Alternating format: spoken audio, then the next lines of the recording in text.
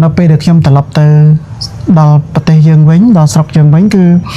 nhom nằng trôi từ vọt môn kì của plei bìm pin nó bắt tập bó cái chlang cắt vọt bà chlang cắt cặp bóng chân nào hay bên nước nhom có xôm oi bát pệ chun từ Corinne trong trôi từ chùa Pong thích cái đó bàแต่เดเปลโจลตัดดอลมุนจูปองใจใจสันกำร้องเตอแต่จูปองมาสันบานจูบานไฟกลมปองนะแต่เดเปโจเตอกูตัดเพียบวัดยังใจเป็นตัดเพียบวัดมุนก็โจตัดดอลกองคอกพลายปีมุนใช่เหมือนเดิมการnóคือเมียนแต่คืนไปเฮียมวยเท่ปากดสลายคือมันต้นเมียนแต่ปั้นแต่เจ็ดมิชนามกับลองพัดเตอร์แต่ขยมเจงพัดเนี่ยมันจะมิชนามอยู่นู้นมิชนามเจียงต่างปีปองใบม้อนนะเอาไว้คือพลักพโดต่างอ๋อพโดใช่ไหมกูถ้าโจเตอแมวกูได้แว่งจังระบองเลยกูสะอาดมั้งดอกเตอร์สะอ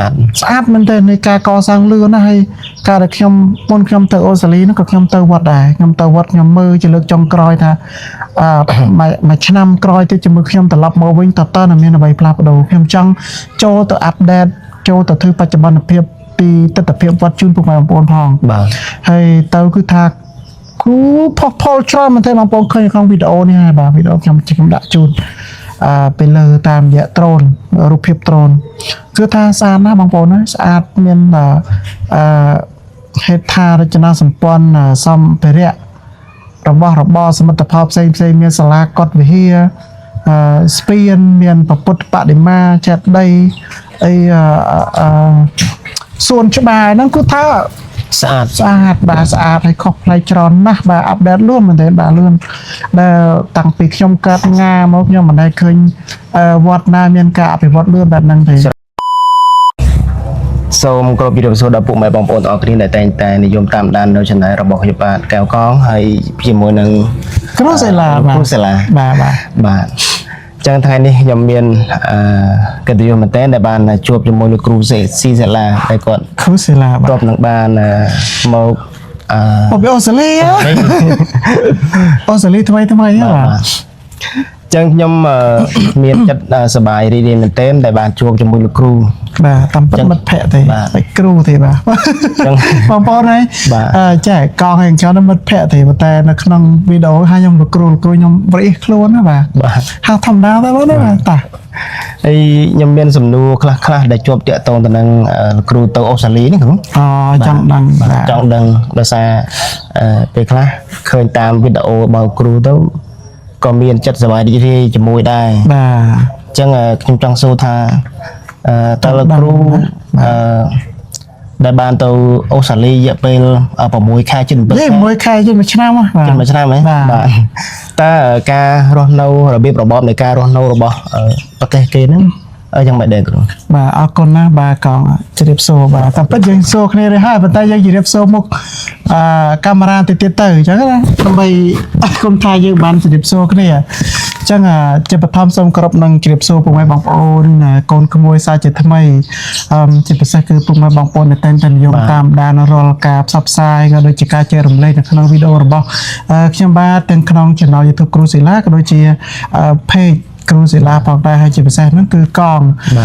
ដូចជំរាបចឹងកងហើយនឹងខ្ញុំគឺជាមិត្តភក្តិជិតស្និទ្ធទេបាទប៉ុន្តែដល់ពេលចូលក្នុងវីដេអូយើងហៅគ្នាលោកគ្រូពីខ្ញុំគ្រូបាទខ្ញុំគ្រូចាកងមុនចូលប្រធានបទឆ្លើយសំណួរកងឯងគឺឆ្ងល់ខ្ញុំគ្រូស្អីគ្រូអីនេះគ្រូខ្មែរឬគ្រូអីគឺឆ្ងល់បាទមានបងប្អូនទៅខមមិនសួរដែរថាដាក់ឈ្មោះខ្លួនឯងគ្រូហ្នឹងគ្រូអីបាទខ្ញុំមិនមែនគ្រូចាប់ខ្មោចទេក៏មិនមែនគ្រូផ្សំថ្នាំដែរបាទខ្ញុំគ្រូហ្នឹងគឺ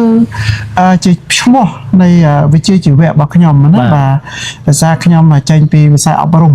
បាទវិស័យអប់រំ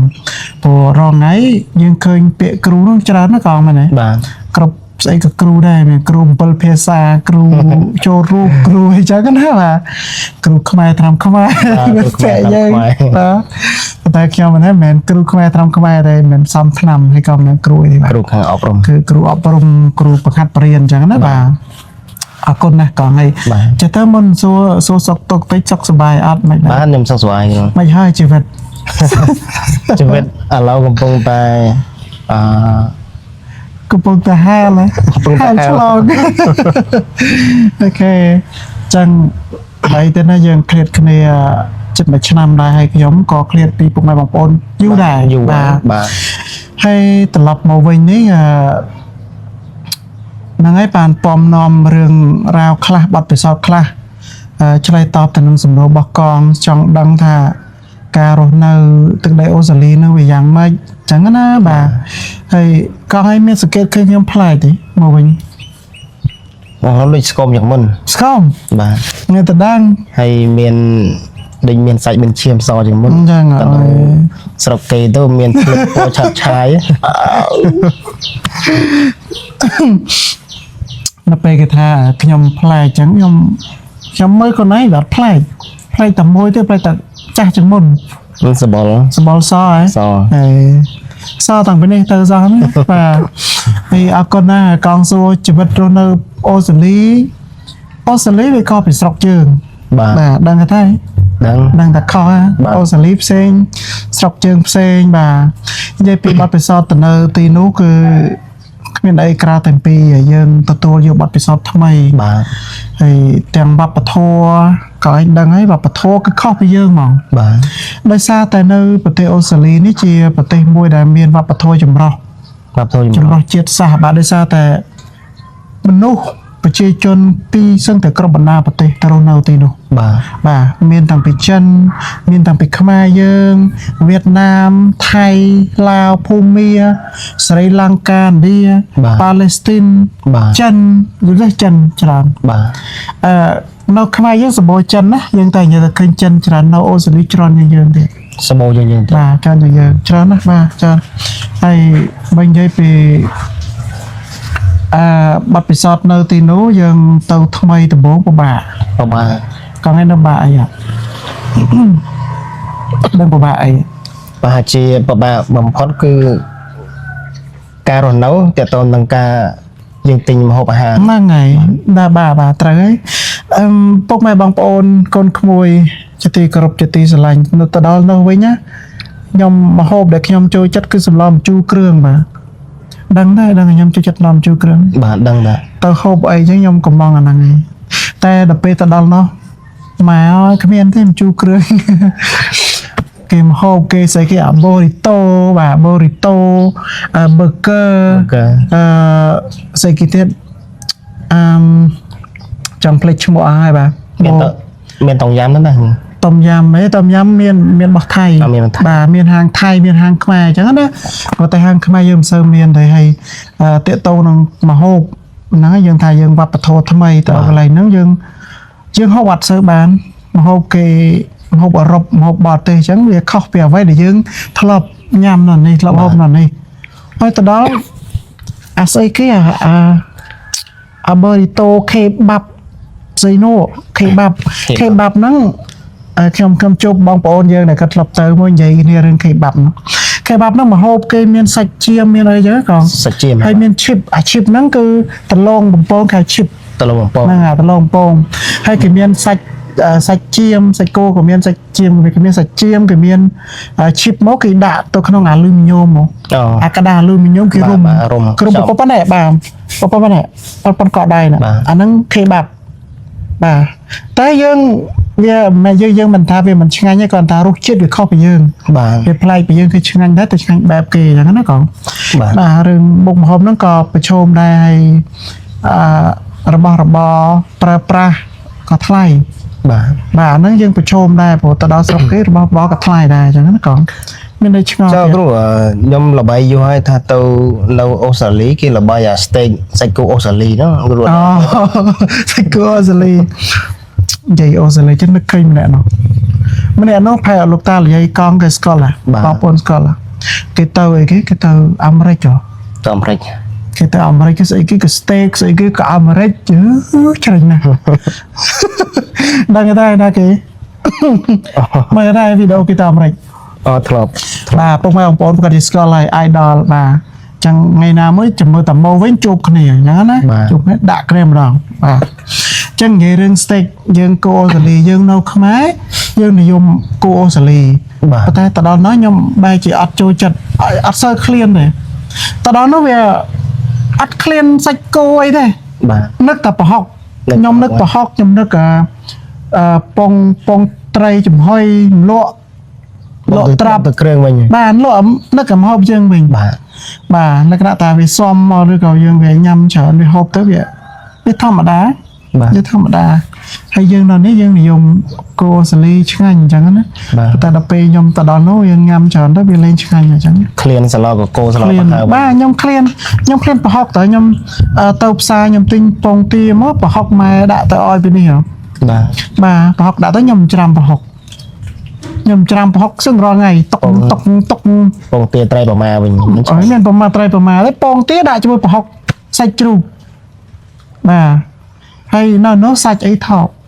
សាច់ធូរថ្លៃ សាច់ ហ្នឹងហើយសាច់គោសាច់ជ្រូកអូស្ត្រាលីសាច់មន់អូស្ត្រាលីនោះធូរថ្លៃនេះធូរថ្លៃ 1គីឡូប៉ុន្មានអាហ្នឹង អេនិយាយធូរថ្លៃនេះមិនត្រូវណាទេបងបើមន់មួយអាមន់យើងអត់ទិញមន់មួយចឹងណាតែមូលណាមួយហ្នឹង28ឡា 28 អញ្ចឹងមិនថោកប៉ុន្មានទេណា 28យើងណាមួយតែ 30000 តែថ្ងៃបាទអញ្ចឹងមិនថោកទេអញ្ចឹងមកថ្លៃមន់គេប៉ុណ្នេះ28ឡា បាទ អាមន់ទាំងមូលណា បាទ បាទហើយសាច់គោក៏និយាយរួមទៅវាយើងថាថ្លៃក៏បានថាមិនថ្លៃក៏បានតែបើប្រៀបធៀបជាមួយស្រុកខ្មែរយើងចេះទេអ្វីដែលយើងងាយកត់សម្គាល់អ្វីណាដែលមាននៅស្រុកអូស្ត្រាលីអត់ថ្លៃទេវាលែងតែរបស់នាំចូល បាទ ដូចទឹកដោះគោក៏អត់ថ្លៃដែរនៅអូស្ត្រាលីទឹកដោះគោគឺគេមានកសិដ្ឋានគេយកទឹកដោះហ៎ បាទ អញ្ចឹងអត់ថ្លៃទេ ដូចគ្រូថារបស់របរនោះថ្លៃប៉ុន្តែបើយើងប្រៀបធៀបទៅនឹងប្រាក់រៀលឬក៏រូបបាយបានណាដោយសារកណ្ដាលនៅខាងប្រទេសគេលុយគេថ្លៃជាងយើង បាទចេះនិយាយលុយថ្លៃយើងក៏បានដែរកង់ប៉ុន្តែលុយដុល្លារខ្ញុំប្រៀបធៀបឲ្យស្ដាប់ដុល្លារអូស្ត្រាលីនិងដុល្លារអាមេរិកគឺខុសគ្នាចឹងពាក់កណ្ដាល ខុសគ្នា បាទដូចជា10ដុល្លារអូស្ត្រាលីបើយើងគិតជាដុល្លារអាមេរិកគឺវាខ្ទង់6ដុល្លារ 6ឡា 6ដុល្លារអាមេរិក ចាំមានន័យថាលុយនៅអូស្ត្រាលី ថោក វាថោកវាធូរជាង ដុល្លារអូស្ត្រាលីថោកជាងដុល្លារអាមេរិកនិយាយចេះទៅបាទចេះទៅអញ្ចឹងបើមន់វា1 20ដុល្លារជាងអញ្ចឹង28ដុល្លារអញ្ចឹងវាអាចថាខ្ទង់10ដុល្លារជាង 10ដុល្លារជាងនៅសហរដ្ឋ ហ្នឹងហើយបាទគិតទៅបាទសំញ៉ាំទឹកបន្តិចមានអីសួរទៀត ចឹងតើតើទៅនឹងការរស់នៅរបៀបរបបនៅប្រទេសគេគ្រូមានអារម្មណ៍មិនដែរពេលដែលបានទៅនៅប្រទេសគេណាវា អូអាយពីអារម្មណ៍ បាទ អារម្មណ៍ចេះកង់អារម្មណ៍ទី1ពេលដែលយើងទៅដំបងប្លែក ខ្លាច វាប្លែកអារម្មណ៍ប្លែកហើយបងប្អូនប្រកាសជាជ្រាបហើយថាពេលយើងផ្លាស់ប្ដូរពីស្រុកយើងទៅនៅស្រុកគេវាប្លែកមិនទី1នៅពេលយើងឃើញស្រុកទេគេឃើញគេរីចម្រើនយើងឃើញផ្លូវថ្នល់គេឃើញប្រព័ន្ធ បាទ ទូរគមនាគមន៍គេល្អណាបាទហើយមធ្យោបាយធ្វើដំណើរគេក៏យ៉ាគេប្រទេសគេអភិវឌ្ឍវាធម្មតាទេយើងវាមិនទាន់យើងកំពុងអភិវឌ្ឍអញ្ចឹងមានតែយើងកំពុងតែនៅលើផ្លូវដើរទៅឆ្ពោះអាភិបអភិវឌ្ឍដូចគេហើយ បាទ តែពេលទៅដល់ផ្លែកយើងឃើញរថភ្លើងគេលឿនយើងឃើញអាគារគេខ្ពស់យើងឃើញផ្លូវថ្នល់ឃើញឡានលឿន បាទហើយមួយទៀតគឺឃើញគេគោរពច្បាប់ចរាចរណ៍បាទបងប្អូនដល់ពេលដែលខ្ញុំទៅនៅស្រុកគេពេលដែលយើងឃើញគេគោរពច្បាប់យើងមិនអាចមិនគោរពច្បាប់ទេ បាទ យើងនៅស្រុកយើងគោរពច្បាប់ដែរក៏ប៉ុន្តែនៅមានកម្រិតអញ្ចឹងណា បាទ ព្រោះយើងមើលប្រជាប្រដ្ឋយើងមើលរងថ្ងៃនេះក៏អ្នកចរាចរណ៍ក៏ច្រើនដែរគឺអាស្រ័យទៅលើការដែលយើងមិនគោរពច្បាប់ហ្នឹងឯងតែដល់ពេលទៅដល់ស្រុកគេឃើញគេគោរពទាំងអស់គ្នា បាទ គេគ្រប់អស់គ្នាហើយភ្លើងស្តុបឈប់គឺឈប់ហ្មងអត់អាចទៅមុខក៏អាចអីបានទេព្រោះតាមផ្លូវគឺមានកាមេរ៉ា បាទ កាមេរ៉ាសុវត្ថិភាពកាមេរ៉ាហ្នឹងគឺអត់មានប៉ូលីសនៅចាំដូចយើងទេណាកាមេរ៉ាហ្នឹងតែយើងឆ្លងព្រឹបគឺវាថតអូតូ បាទ ខុសគឺអូតូចាប់អូតូយើងត្រូវផាកពិន័យអូតូហ្មងអត់បាញ់មានមនុស្សទេ បាទ ហ្នឹងអញ្ចឹងអាហ្នឹងចំណុចមួយហើយតើទៅនឹងការគោរពច្បាប់នឹងទៀតសតនិយាយរឿងការប្រើប្រាស់ចរាចរណ៍លើដងផ្លូវហ្នឹង បាទ គ្រប់ប្រជាជនទាំងអស់គេមានសិទ្ធិស្ដីថាបន្ទោសឲ្យអ្នកដែលអត់គ្រប់ច្បាប់ នៅប្រទេសគេ ឧទាហរណ៍តែយើងជិះខុសទេ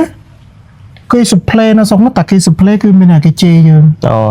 ហើយសប្លេមិនសប្លេដូចយើងតិចប៉ែ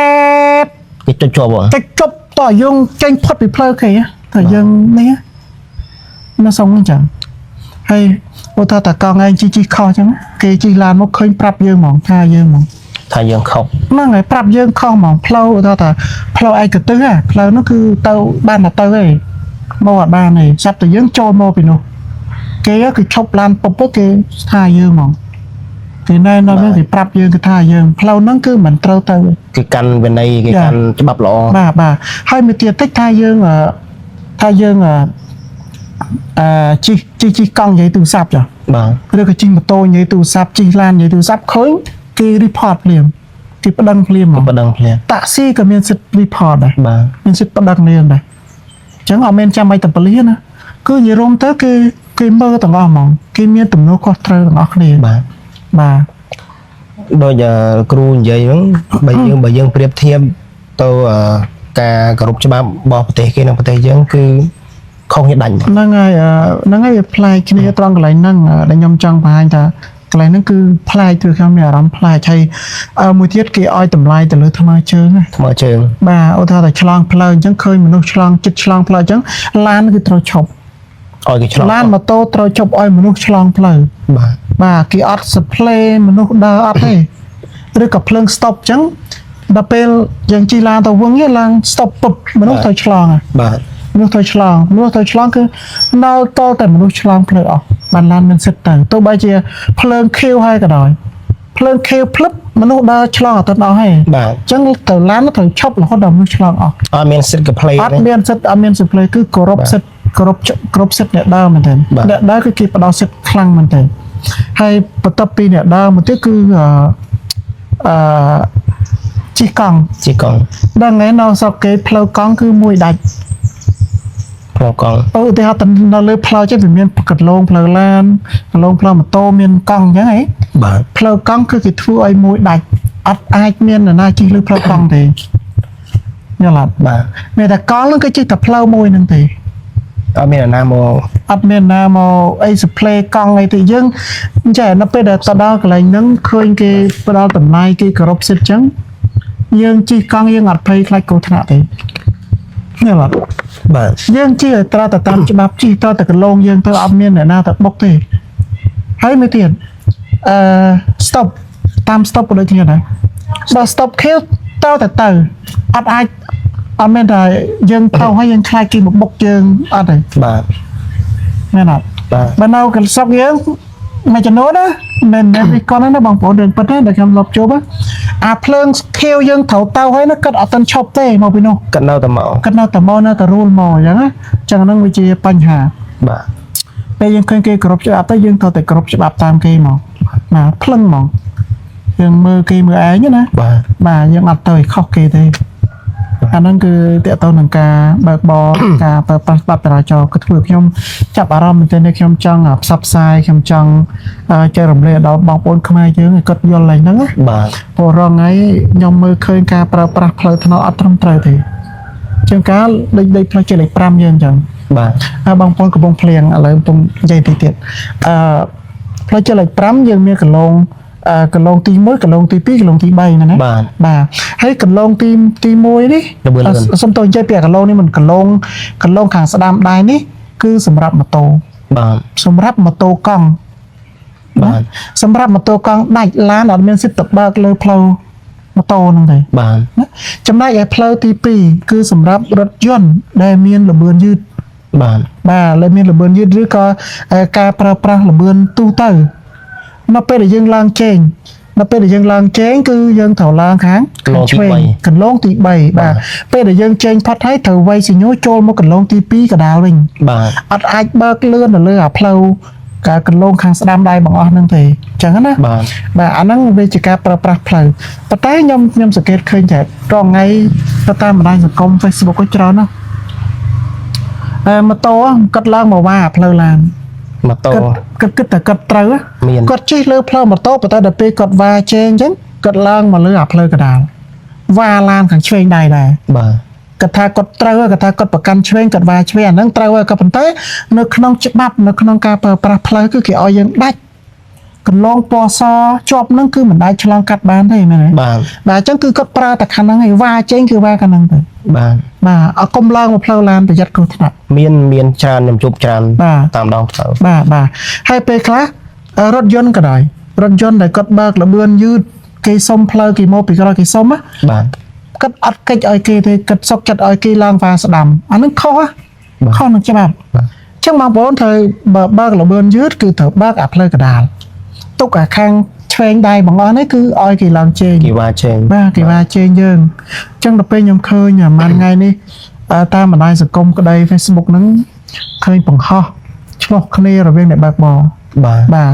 ឆ្លោះគ្នាអ្នកបើកបរឯងបើកមិនត្រូវកន្លងជេរគ្នាសពគ្រប់ប្រការហើយឃើញម៉ូតូហ្នឹងមកបើកអាពេញផ្លូវខ្ញុំអត់យល់ទេពេលខ្លះក៏និយាយនៅក្នុងវីដេអូហ្នឹងហ្មងតែពីលោកមានបងប្អូនយើងបានឃើញ ពេលខ្លះខ្ញុំគិតថាបងប្អូនពលរដ្ឋយើងដូចអត់ស្រឡាញ់ជីវិត បាទ គាត់យកជីវិតគាត់ទៅលេងសើចណា យកមកបន្ថយ បាទផ្លូវនោះព្រានផ្លូវគេបែងចែកផ្លូវម៉ូតូផ្លូវឡានលបឿនយឺតលបឿនលឿន បាទ ប៉ុន្តែគាត់នោះទៅជិះអាលើផ្លូវឡានពេញណាពេញណីហើយចុះបើគាត់ថ្នាក់ឡានគេប៉ះគេពៀទៅស្មានតែជីវិតនឹងទិញមកវិញស្អែកហី បាទ ស្មានតែតោងនេះមកវិញស្អែកហីអាហ្នឹងចំណុចមួយហើយដល់ពេលខ្ញុំឃើញបណ្ដាញសង្គមច្រើនមនុស្សខ្មែរយើងឲ្យឆ្លោះគ្នាដោយសាររឿងហ្នឹងហើយយើងសង្វេគហើយយើងអត់ចង់ឃើញសង្គមយើងស្ថិតនៅក្នុងសភាពបែបហ្នឹងទេ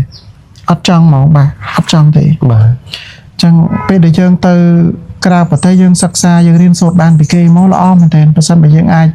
ចែករំលែកបានដល់ប្រជាពលរដ្ឋយើងឲ្យគាត់មានរបៀបណា បាទ គឺល្អហ្មងបាទនេះអីទៀត ចឹងអរគុណលោកគ្រូមែនទែនដែលបានចែករំលែកតទៅនឹងការរស់នៅហើយនឹងច្បាប់ ច្បាប់សុកគេបាទបាទ បាទចឹងខ្ញុំក៏មានសំណួរមួយទៀតដែលតទៅនឹងលោកគ្រូសំណួរទី1តទៅនឹងការរស់នៅស្រុកគេនឹងគ្រូ បាទ ហើយ និយាយរួមកងចេះកាត់តិច បាទ ជាស្រ័យនៅស្រុកគេច្រើនណាបាទបទពិសោធន៍ច្រើនខ្ញុំនិយាយនេះអត់អស់ទេ បាទបាទ ចឹងមិញគឺយើងនិយាយកត់សម្គាល់ទៅលើតែម្ហូបអាហារខ្លះៗហ្នឹងច្បាប់ការប្រើប្រាស់ផ្លូវការបើកបរស្រុកគេណា បាទ បាទហើយស្រុកគេបើកប្រកាន់ឆ្វេង ឆ្វេង បាទយើងប្រកាន់ស្ដាំ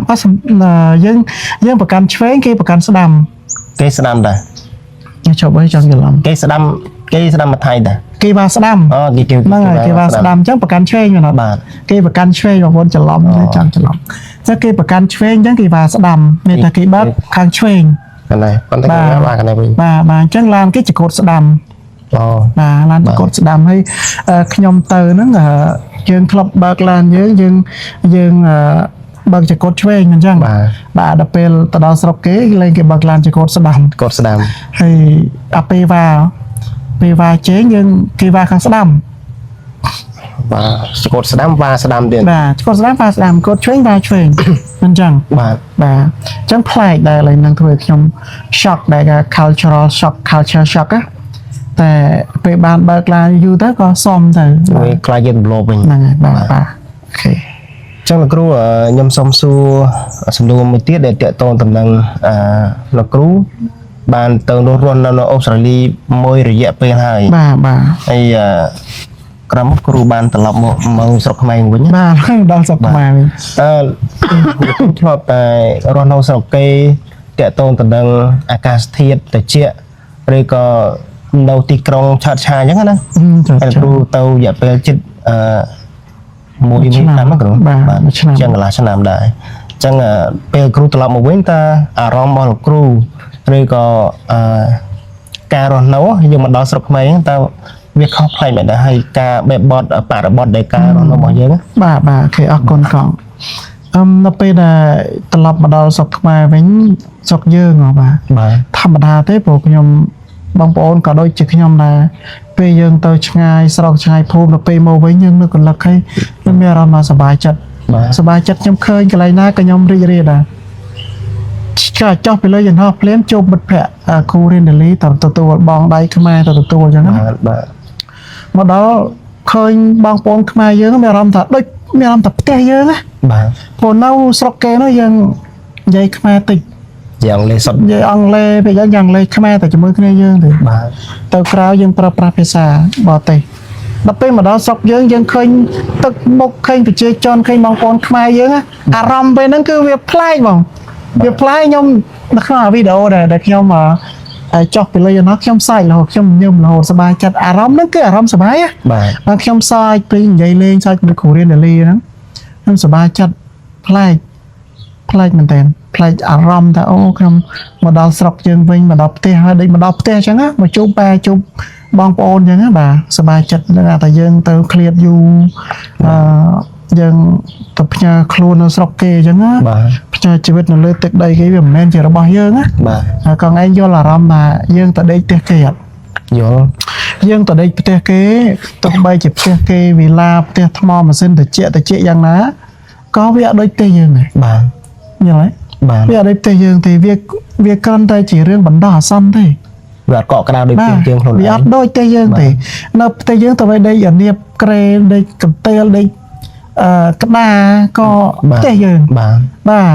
មានហូបចុកអីក៏ផ្ទះយើងដែរអារម្មណ៍ហ្នឹងគឺខុសគ្នាដាច់តែមកហើយបើសម្រាប់ខ្ញុំគឺអត់អាចបដូរបានទេអត់អាចបដូរលក្ខណៈថាយើងទៅនៅស្រុកគេយកមកបដូរពីសុភមង្គលរស់នៅស្រុកយើងអត់អាចបដូរគ្នាបានទេបាទអារម្មណ៍ខ្ញុំគឺនៅតែដកចប់នៅស្រឡាញ់ស្រុកយើងឈ្មោះវិញឈានជើងដល់ទឹកដីខ្មែរគឺមានអារម្មណ៍ថាស្រឡាញ់ហ្មងបាទស្រឡាញ់និយាយនេះគឺនិយាយពិតប្រកបចេញពីចិត្តស្រឡាញ់ទឹកដីយើងបាទហើយមិត្តភ័ក្តិបើកឡានបណ្ដាមកខ្ញុំអង្គុយមើលស្រុកយើងបណ្ដាមើលគេជិះម៉ូតូឆ្វេងឆ្វាយអញ្ចឹងបាទក៏ប៉ុន្តែស្រឡាញ់ចំណុចហ្នឹងមិនមែនស្រឡាញ់អាឆ្វេងឆ្វាយអញ្ចឹងទេខ្ញុំស្រឡាញ់ប្រជាពលរដ្ឋខ្មែរយើងក៏ប៉ុន្តែអាកន្លែងឆ្វេងឆ្វាយហ្នឹងចង់ឲ្យមានការផ្លាស់ប្ដូរចង់ឲ្យមានការកែប្រែបាទឲ្យមានទម្លាប់ល្អឲ្យវិញអញ្ចឹងណាបាទអរគុណលោកគ្រូដែលបាននិយាយពីការរស់នៅហើយនឹករលឹកចំពោះទឹកដីមាតុភូមិរបស់ខ្លួនឯងអញ្ចឹងណាបាទហើយខ្ញុំសូមសួរសំណួរលោកគ្រូមួយទៀតតើតើតនឹងដែលលោកគ្រូបានមកដល់នៅស្រុកខ្មែរតើលោកគ្រូបានស្កាត់ទៅជួបព្រះអង្គច័ន្ទតវនីអត់បាទសតណាបាទអរគុណកងតាមពិតទៅខ្ញុំបាននិយាយជាមួយនឹងពុកម៉ែបងប្អូនអ្នកគ្រប់គ្រងទាំងអស់នៅក្នុងវីដេអូរបស់ខ្ញុំហើយថាដល់ពេលដែលខ្ញុំត្រឡប់ទៅដល់ប្រទេសយើងវិញដល់ស្រុកយើងវិញគឺខ្ញុំនឹងចូលទៅវត្តមុនគេព្រោះផ្លូវពីភ្នំពេញមកបាត់ដំបងគឺឆ្លងកាត់វត្តបាទឆ្លងកាត់កំពង់ឆ្នាំងហើយពេលហ្នឹងខ្ញុំក៏សុំឲ្យមិត្តភ័ក្តិជូនទៅគូរៀនដាលីចង់ចូលទៅជួបព្រះអង្គតិចចឹងណាបាទតែដល់ពេលចូលទៅដល់មុនជួបព្រះអង្គចានិយាយសិនបាទកម្រងទៅជួបព្រះអង្គបើសិនបានជួបបានថ្វាយអង្គមព្រះអង្គណាតែដល់ពេលចូលទៅគឺទស្សនភាពវត្តខ្ញុំនិយាយពីទស្សនភាពវត្តមុនបាទគឺឲ្យចូលទៅដល់កងខុសប្លែកពីមុនឆ្ងាយមែនទែនបាទហើយកាលពីមុនដូចខ្ញុំអញ្ចឹងខ្ញុំទៅថតវត្តតាំងពីមិនទាន់មានស្អីបាទតាំងពីព្រះអង្គល្បីដំបងបាទព្រះអង្គច័ន្ទមនីបាទតាំងពីព្រះអង្គល្បីដំបងគឺខ្ញុំទៅគ្រូរៀនដាលីគ្រូខ្មែរថ្នាំខ្មែរគ្រូដេករៀនអីហ្នឹងគឺទៅអស់ហនុមានបាទហនុមានទៅឯកាលហ្នឹងបាទអេទៅហើយអត់ដូចជាអត់តាន់ទៅដល់ពេលនោះគឺអត់មានអីទេបាទឃើញព្រះអង្គទេសនានៅក្នុងខ្ទមគាត់ព្រះអង្គខ្ទមបាទហើយកាលនោះគឺមានតែខឿនវិហារមួយទេបាទកត់សាលាអីគឺមិនទាន់មានទេប៉ុន្តែជិតមួយឆ្នាំកន្លងផុតទៅដែលខ្ញុំចេញផុតនេះមិនមែនជាមួយឆ្នាំយឺនមួយឆ្នាំជាងតាំងពីព្រះអង្គល្បីមកណាបាទអ្វីគឺផ្លាស់ប្ដូរទាំងអស់ផ្លាស់ប្ដូរច្រើនគូថាចូលទៅម៉ែគឺដូចវាំងចឹងលបងអីគឺស្អាតហ្មងលោកធ្វើស្អាតមែនតើនៃការកសាងលឿនណាហើយការដែលខ្ញុំ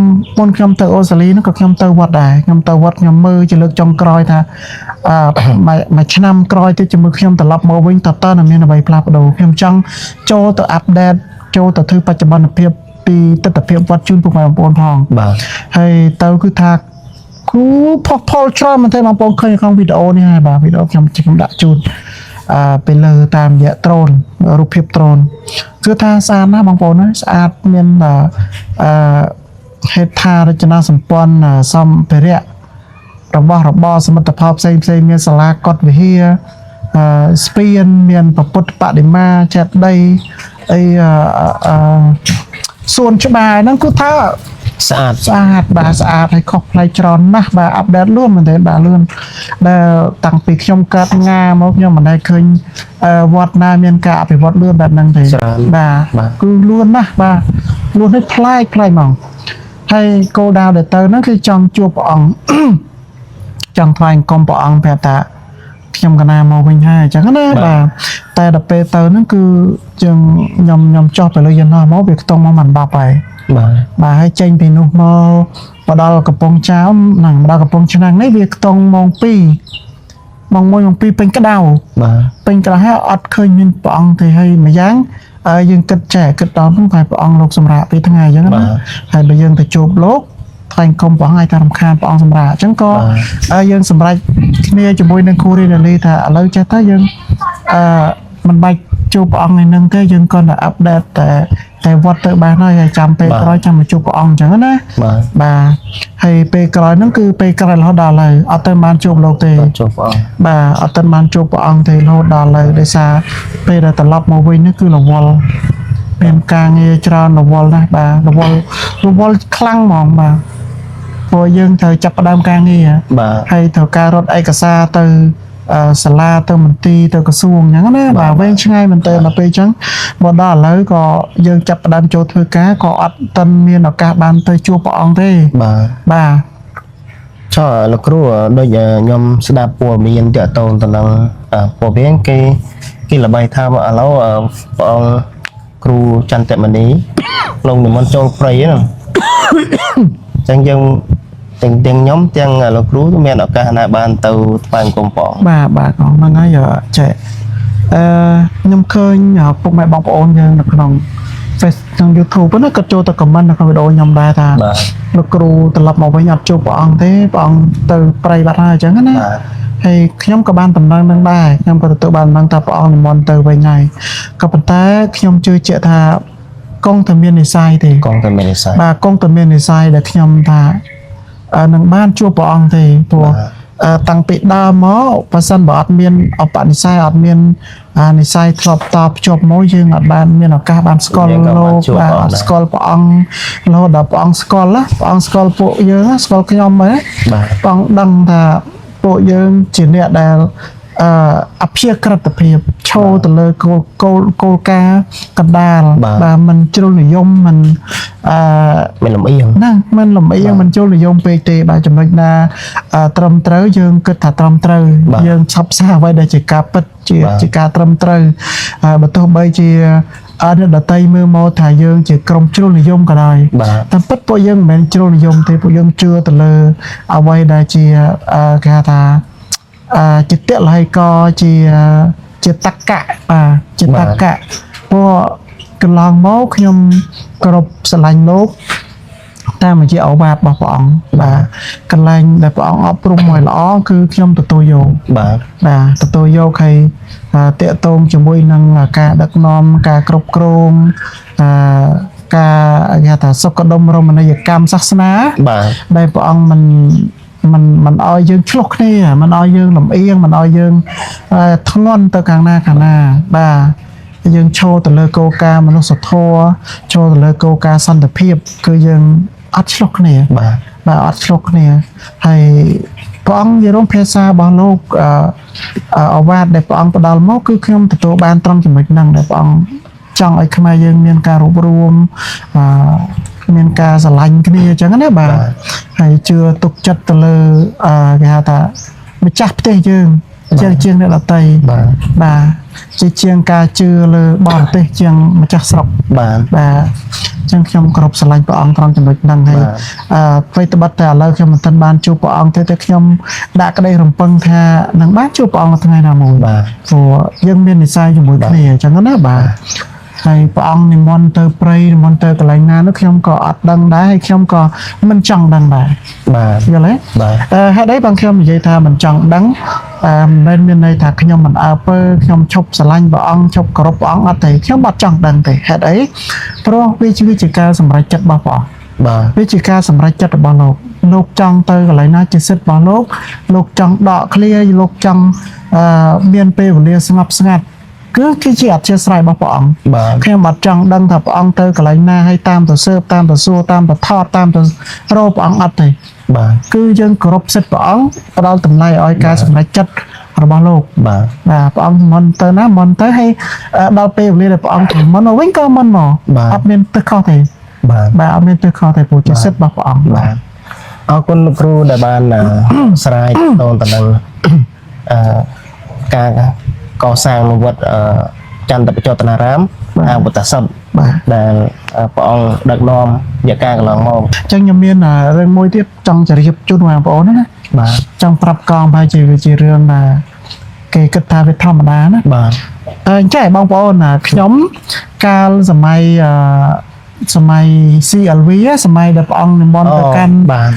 ព្រំដែន ព្រំដែន បាទតាមបន្ទិតព្រំដែននោះហើយក្នុងនោះក៏ព្រះអង្គអនុញ្ញាតឲ្យពួកយើងដែលជាអ្នកផលិតវេទិកា បាទ ជាអ្នកផ្សព្វផ្សាយនេះក៏បានទៅតាមព្រះអង្គដែរផ្សព្វផ្សាយព្រោះចង់ឲ្យបងប្អូនយើងមើលឃើញពីទស្សនវិជ្ជានៅតាមព្រំដែននោះណា បាទ បាទហើយនៅពេលទៅនោះអញ្ចឹងខ្ញុំមានកិត្តិយសបាទបនកុសលរបស់ខ្ញុំព្រះអង្គជូនលុយខ្ញុំ$100 $100 បាទជូន$100ហើយខ្ញុំសប្បាយចិត្តមែនទែនហើយលក្ខណៈថា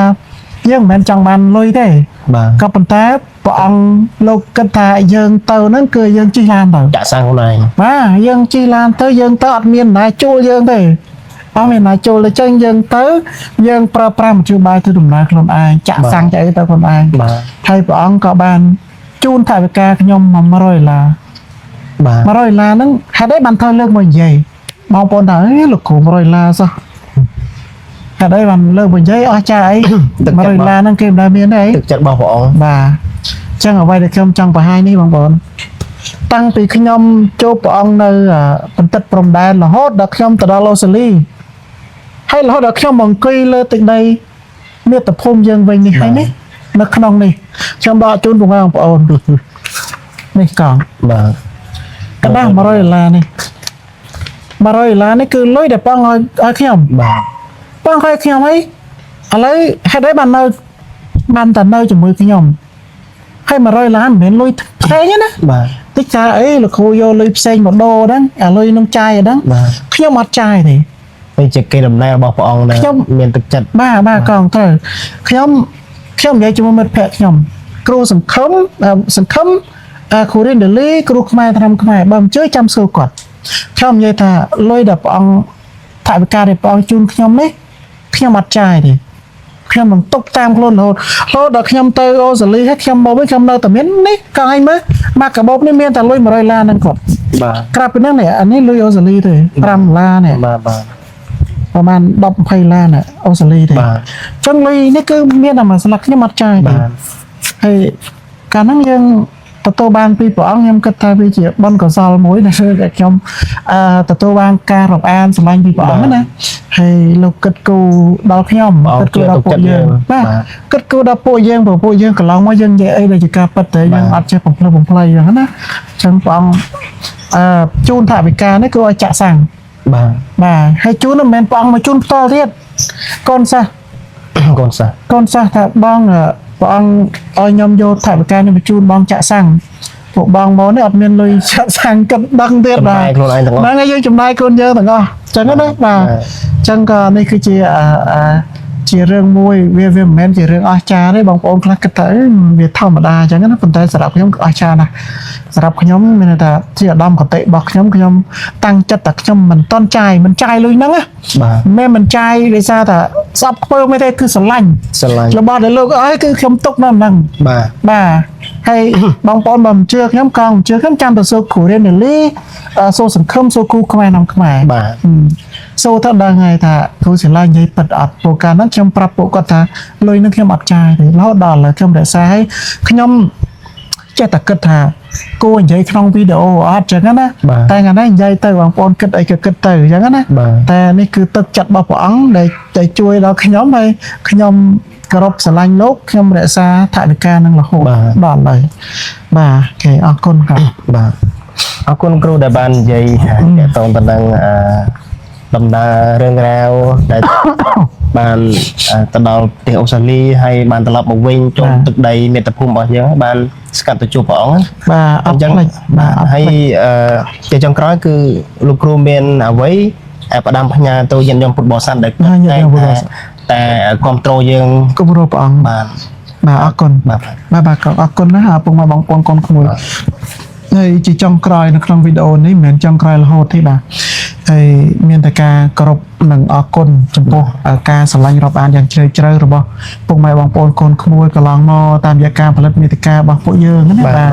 ហើយគោរពស្រឡាញ់ទាំងព្រះអង្គហើយទាំងពួកយើងទាំងអស់គ្នាហើយអរគុណណាស់រាល់ការសាកសួរសុខទុក្ខបារម្ភតាំងពីខ្ញុំនៅស្រុកនោះរហូតដល់មកដល់ស្រុកយើងនៅតែគោរពស្រឡាញ់គ្រប់គ្រងរាល់វីដេអូរបស់ពួកយើងទាំងអស់គ្នាឲ្យសូមគោរពជូនពរជូនជ័យសិរីសុខកាមហាភាសាពីបលសុខគ្រប់ប្រការចូលកាត់មានដល់ពុកម៉ែបងប្អូនកូនមើលគ្រប់ទីមជ្ឈដ្ឋានគ្រប់ទិនទវេរត្រីកុំបីអខានឡាយបាទហើយមានអីទៀតទេកងហើយចឹងយើងលាទៅមកណាបាទចឹងគ្រប់លាពុកម៉ែបងប្អូនទាំងអស់គ្នាហើយជួបគ្នានៅវីដេអូក្រោយទៀតសូមជម្រាប